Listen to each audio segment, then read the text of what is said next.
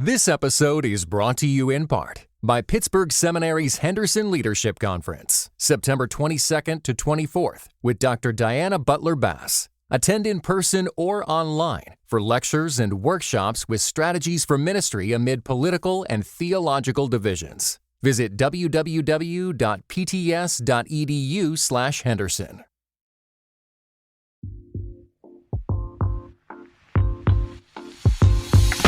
This episode is brought to you by Our Daily Bread Ministries, a global media organization that makes the life-changing wisdom of the Bible understandable and accessible to all.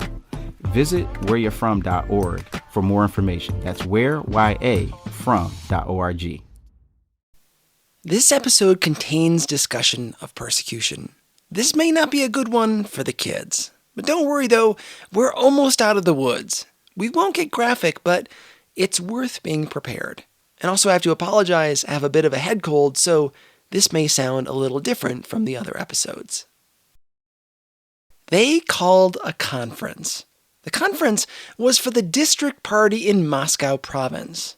It was a decent-sized hall, occupied by people who belonged to the Communist Party, leaders who were to guide their people through the turbulent Soviet era, where people were arrested and sent away, or shot, for not following directions, for thinking differently, or for knowing someone who thought differently. At the end, someone from the front of the hall decided to pay tribute to Comrade Stalin, their strong leader who killed anyone who disagreed with him, who would stop at nothing to make the Marxist dream a reality.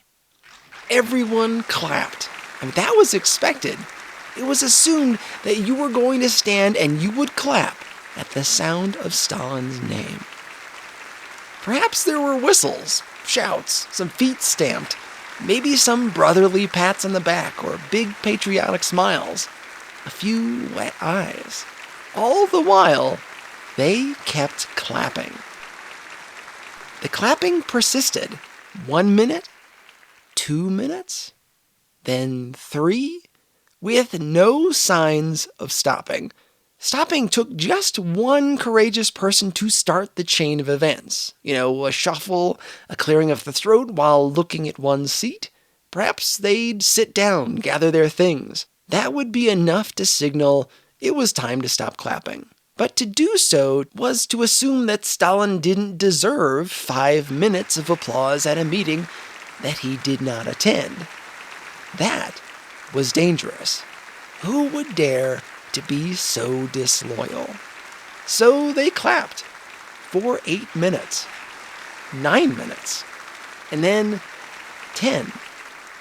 Imagine 10 minutes of clapping, of pretending to smile, the pain in your feet, your palms, your face. All the while, you had to keep applauding. Flinching meant prison. These men wanted to see their homes that night, kiss their wives, sleep in their own beds. Stopping, even for a moment, put all of that in jeopardy. At 11 minutes, a man at the front of the room had the audacity to sit, so everybody else could sit down. Now that one person had stopped, everybody else could. No doubt, they were relieved at the chance to grab their things and pretend that nothing had been out of the ordinary at all. The story does not end there for the manager of the paper factory. That night, he was arrested, perhaps in the same way that so many others were in that era. A knock on the door well after midnight, lying in bed, hoping that that sound had been in your dreams, but knowing that it hadn't. They'd finally come for you. They'd drag you away, lock you in a cell, or set you to hard labor, your kids looking on from a distance, your wife unsure of whatever happened to you. According to the account, the paper mill manager was sentenced to 10 years hard labor. Their parting words as they sent him to prison: don't ever be the first to stop applauding. You're listening to the show that uses journalistic tools to look inside the Christian church. We press pause on the culture wars in order to explore how we got here and how we can do better. I'm Chris Starin, and this is Truce. The story, it's said to be a true story, is from a book called The Gulag Archipelago by Alexander Solzhenitsyn, the man who gathered hundreds of stories about life in the Gulag. It's both comic and tragic to think of all those men standing on their feet for 11 straight minutes, applauding someone who was not there, but too afraid to stop, knowing that they could be sent away if they did. It's indicative of life in the Soviet Union. Scary and sometimes absurd. The government was paranoid, thinking that anyone and everyone could be a spy, could be plotting evil against the regime. Anyone suspected of anything had to be sent away from society. My fear is, though, that we too often get caught up in the dark comedy of these moments and miss their tragedy. I imagine some of us think that if we were there, none of this would have happened. We would have sat down. It would have been fine. We might say if someone tried to come after me, I'd protect my family with a gun. I'd find a way to leave the country. I'd like to caution against those false notions of bravery. The Soviet Union, just during the reign of Stalin, killed 20 to 25 million of its own people. Many more if you count those under other administrations. In future episodes, we're going to talk about how the United States and the U.S. Christian Church reacted to the Soviet Union. Those reactions will make no sense unless we suppress our desire to write this period off as a whimsical fluke. We need to see it for what it was. One of the greatest tragedies in human history. Thankfully, I have some help in reporting this story. Yes, I'm Felix Corley. I'm editor of Forum 18 News Service. This is an online news agency covering freedom of religion or belief issues for people of all faiths or people of no faith, indeed. You can read their news for free on forum18.org. They cover Central Asia, Russia, Ukraine, Tajikistan, Belarus, and the South Caucasus. Places that you and I might not even be able to find on a map. Places we never get news from here in the States. Where people often suffer from government restrictions on what they're able to do in the area of freedom of religion or belief, not just meeting for worship, but talking to other people about their faith. These are places where you can't give away or sell religious materials, books, Bibles, or crosses. For today, we're going to focus on the Soviet Union as it was during communism. Russia, as we've seen, was already a place of some religious persecution during the era of the Tsars.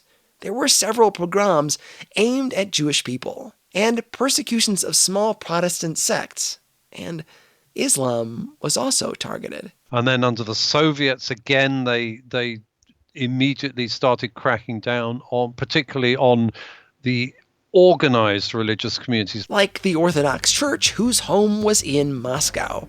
Organized churches are easier to target because they have buildings, staff, and a members list. The same was true for Catholic and Lutheran churches. Vladimir Lenin came to power in 1917. That same year and into the next, he ordered that anyone who was not strictly of his political party be sentenced to hard labor or death. He called his opponents insects, meaning homeowners, church leaders, priests, choir members, anarchists, intellectuals, and nuns. Anyone who refused to sign a loyalty pledge. Lenin did away with due process. Now, due process, that's one of those big concepts. Let's say if you get arrested in the United States today, you are arrested by a police officer. Then a separate judge gives you the sentence, and that sentence is carried out by different people. There is a process that you go through with more than one step. Under Lenin, the same people handled arrests, investigations, prosecutions, and trials. Often all at the same time. This made for speedier trials, but left no accountability. The person who arrested you didn't have to prove why they did it. And there was no way to appeal if you thought you'd been wrongfully accused. In 1918, Lenin's people ransacked churches and threw out religious relics. They also killed those who dared to stand up to the desecration of their churches. He issued a decree in that same year that required 10 years hard labor for farmers who hid food or kept it for sale. This is all terrifying. What makes it worse in my mind is that it wasn't clear what sent you to the camps. There was no easy list of rules to follow. If someone wanted to send you away, it could be done on the basis of no evidence at all. Then Joseph Stalin came to power. The situation went from bad to worse. In reporting this story, some of the experts I spoke with were quick to mention that there was a period of reprieve under Stalin, when the government slowed their persecutions of religious people because they needed their help. Well, really, in the Second World War, they started to change their policy and allow certain faiths to function, provided they remained absolutely loyal to the government. They didn't do anything the government didn't want. They did what the government did want, and that they were completely riddled with KGB agents. Let's be real. There was a reprieve. After the decree, churches could somewhat operate, but only if KGB agents were present. The KGB were the secret police. But the reprieve came much later. Let's not try to soften the blow. But they were basically sent to a place where they would have to work with very poor food, very poor living conditions. Many of them died of disease. Often, especially under Stalin, the families had no information about them. They were told, they were sentenced with no right to correspondence, which meant their families had no idea where they were, whether they were still alive or dead. Prisoners were forced to mine coal, cut timber, work in factories. It may be helpful to think of the gulags less as prisons and more as a form of slavery. The Soviet Union had to keep up the ruse that they were as modern as any other country. They achieved that through slavery. Well, I think being sent to a gulag would obviously be for the lucky ones, because a lot of religious believers, or indeed anyone else, they were summarily ordered to be shot by a group of 3 people who usually met in the middle of the night. It was called a troika. It was a group of 3 secret police officers. They just ordered them to be shot and their property to be confiscated. So, these were the sort of decisions, and quite often they're taken at 1 o'clock in the morning, 2 o'clock in the morning, that type of thing. And then it says at the bottom, the sentence was carried out at such and such a time on such and such a date. Often it's the same night. Millions died of overwork, exposure, lack of food, and disease. In Alexander Solzhenitsyn's book, The Gulag Archipelago, the one we opened the show with, he goes into this in great detail. He wrote about how train cars full of people were rounded up by just a few men with guns. These train cars would be loaded at a public train station, where non-prisoners were going about their daily business, maybe not even knowing that the people next to them were prisoners. Solzhenitsyn asked a chilling question. Why didn't the prisoners do something? Fight back, call out, beg for help from their fellow man? Sure, there were some rebellions, but all too often, based on his hundreds of interviews with prisoners, they simply went quietly, kept their heads down, remained silent, as if this were their destiny. There's this thing they say in action movies just before the good guys storm the enemy: they can't kill us all. In many cases, there were way more prisoners being transported than guards, and lots of civilians around. All of those people could have banded together to resist, but mostly they didn't. Such was the fear, the resignation, under the Soviets. Solzhenitsyn recorded his own imprisonment story. Alexander was fighting in the war, on the battlefield, when he was pulled aside to speak to his superiors. He was being sent to a gulag because he'd corresponded with a friend from school. Let this illustrate the paranoia of the Soviets. He was fighting for Russia in a war, and they sent him away because of a letter. Perhaps even more striking is what happened next. The officer who escorted him away didn't know where the local prison was. Alexander gave them directions to his own prison. Do you see the fatalism there? Rather than fight or be uncooperative, he complied, leading them to his own imprisonment. Not only that, but he did it again when they reached Moscow, giving directions to yet another prison because his guards were lost. People just complied. Many of those taken away were religious. Christians were a primary target, and the logic is simple. Religious people answer to God over man. We meet in our own buildings. We attend lectures once a week. We meet in smaller groups to discuss a book that the government doesn't control. Solzhenitsyn recorded that it was legal to pray freely, if God was the only person who could hear you. Praying out loud was unacceptable. Telling your kids about God was considered a political crime under Article 58-10 of the Law Code. They considered it a form of propaganda, because you were teaching your kids to obey something other than the government. What we've covered is serious stuff. Don't let the fact that it only took a few minutes to tell you this make you think it was a flash in the pan. We're talking about decades of persecution. But then after Stalin died, they started to reassess many of these sentences, and people were freed in the after Stalin died in 1953, so 54, 55, 56, they did release quite a lot of people. In some cases, their sentences were officially deemed to be unjust. Although, if the person has already died or been shot, it was really rather, an academic thing. Okay, their sentence was overturned retrospectively, but if the guy's already dead, well, that doesn't change the situation. You haven't undone the wrong that was committed to them. One of the hidden pieces of this story is what life was like under Nikita Khrushchev. So many of the resources stopped the discussion with Stalin. Khrushchev was no angel. As Ukrainian party leader, he'd been quite involved in the suppression of the Greek Catholic Church. These were Ukrainians who were loyal to the Vatican, and this was in centuries past, these Greek Catholics have been Orthodox, and then they've been converted to Catholicism, where they retained their old rituals, but they were subject to the Pope. Well, this church had long been a bone of contention between Catholics and Orthodox. The Orthodox really hated it. They saw them as either as turncoats or as people who'd been forced to abandon their orthodoxy and subjugate themselves to the Pope.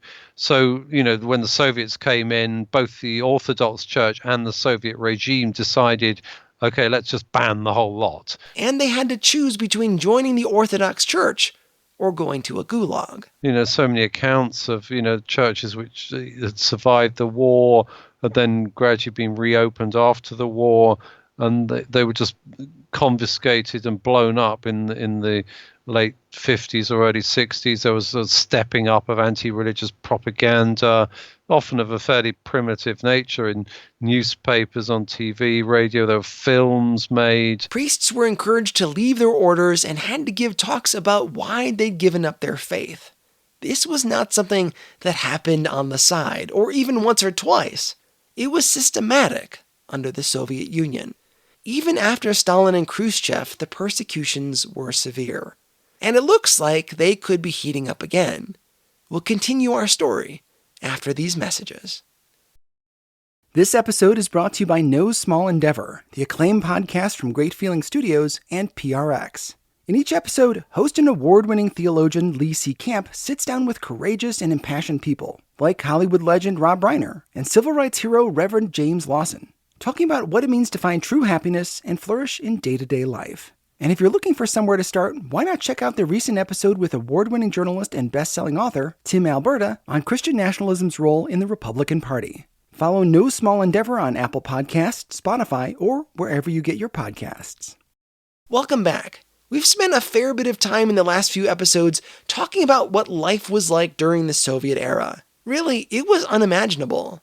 But things didn't magically get better when the Berlin Wall came down.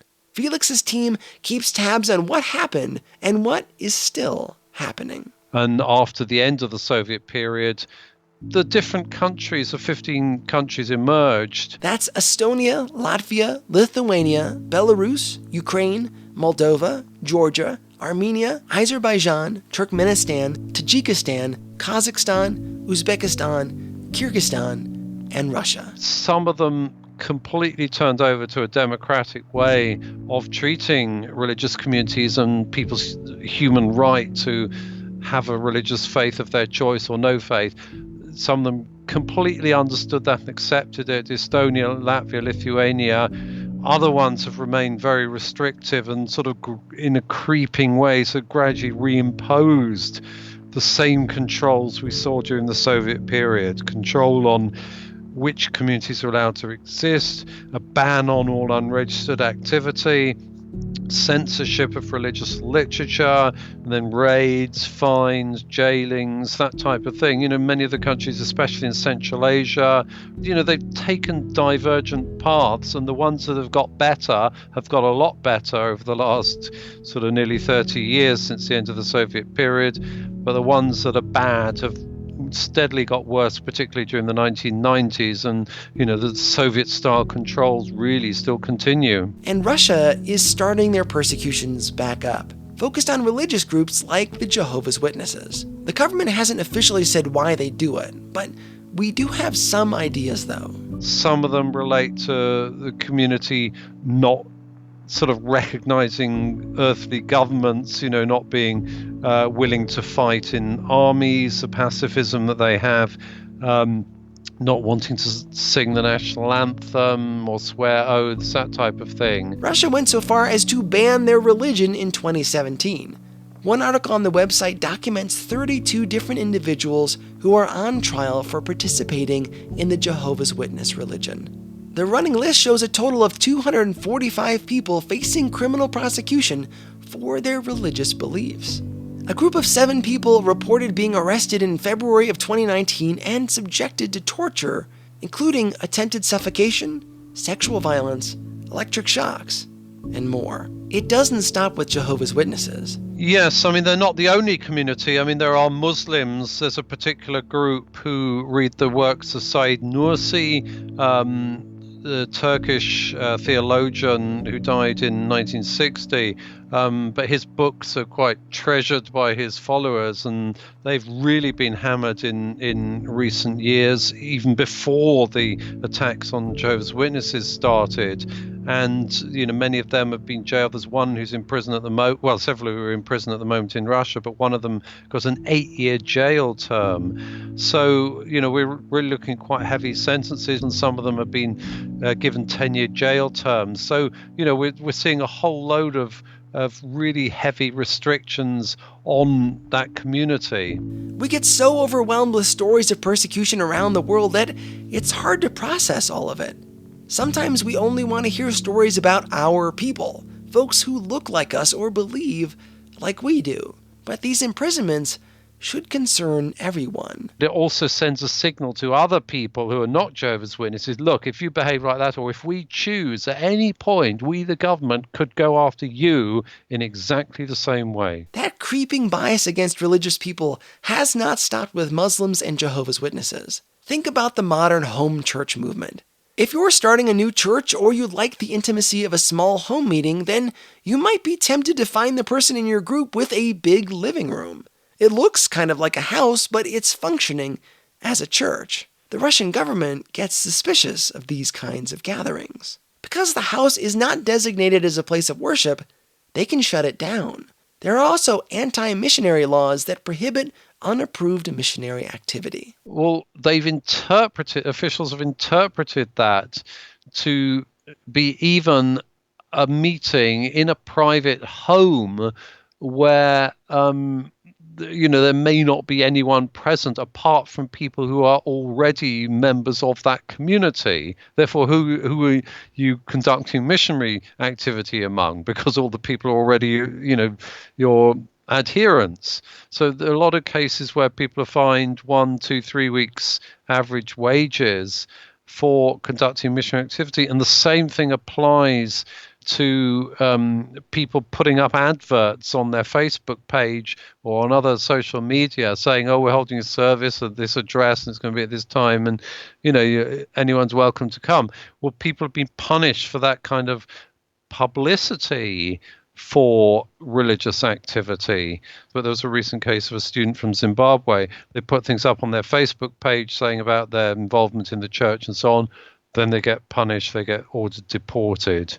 And there's someone who was in fact married to a Russian citizen who was ordered deported for taking part in the activities of his own church, his own congregation. So, these can be pretty serious punishments for people for things that you and I or anyone else might consider quite normal activity. Persecution is an interesting beast. We hear about it a lot, especially in the Christian church. There is so much talk of it that we often grow either numb to it or we live in fear. Neither is a great response. In reporting this series, I encountered a lot of indifference toward the suffering of these people. Like it was acceptable to murder them, put them through hard labor, separate families, because the country was after a golden idea. An economic model that would fix the world, build equality, and anything that got in the way of that system was just collateral damage. That attitude just does not sit well with me. I talked about my concerns with Felix, and I think what he had to say was valuable. Well, perhaps if people are sympathetic to, the Soviet ideology, they might say that, and they have said that. But if you don't like, or you're not interested in religion, or you don't like religious people, then you might not care if they suffered, and they did suffer. And it just reminds you of Pastor Niemöller's dictums. He's talking about a famous poem written after the Holocaust by Martin Niemöller. Niemöller was part of a group of pastors in Germany before and during World War II who opposed Hitler. For that, he was thrown into a concentration camp. The poem, when translated, goes, "First they came for the socialists, and I did not speak out, because I was not a socialist. Then they came for the trade unionists, and I did not speak out, because I was not a trade unionist. Then they came for the Jews, and I did not speak out, because I was not a Jew. Then they came for me, and there was no one left to speak for me." The words to that poem have been swapped out in recent years to reflect refugees or Muslims. Niemöller himself seems to have switched out people groups in various speeches, including Catholics and Jehovah's Witnesses.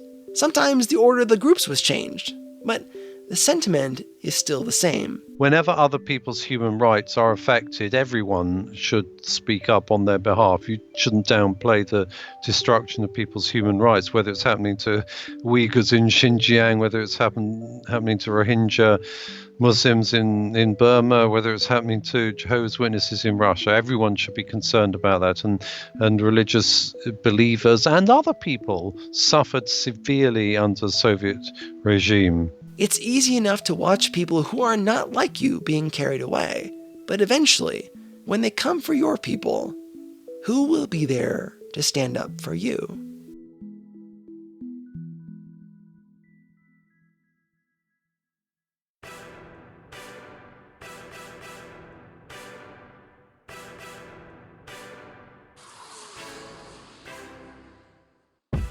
Special thanks to Felix Corley and Forum 18. You can read much more about their work at forum18.org. I'm also indebted to articles from The Atlantic and The Washington Post for their information about that poem. You can find links to all of my sources on the website at trucepodcast.com. When you're there, you can find links to our social media feeds. We're on Instagram, Twitter, Facebook, Reddit, so many places. My challenge to you this week is to follow the show on social media. When you do, you'll be able to share our posts to help other people find out about the show.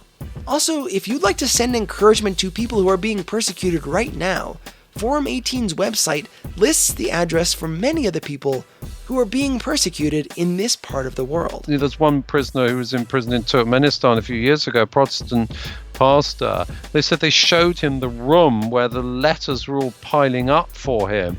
And they said, who are you? All these letters keep coming for you. They wouldn't give them to him. He knew when he was there that he had not been forgotten. The Truce Podcast is listener supported. You can donate a little each month on patreon.com to keep this thing going. And if you do, you'll gain access to some of the material that we could not include in this episode, including more from Felix Corley. God willing, we'll be back in 2 weeks with another look inside the Christian church. I'm Chris Starin, and this is Truce.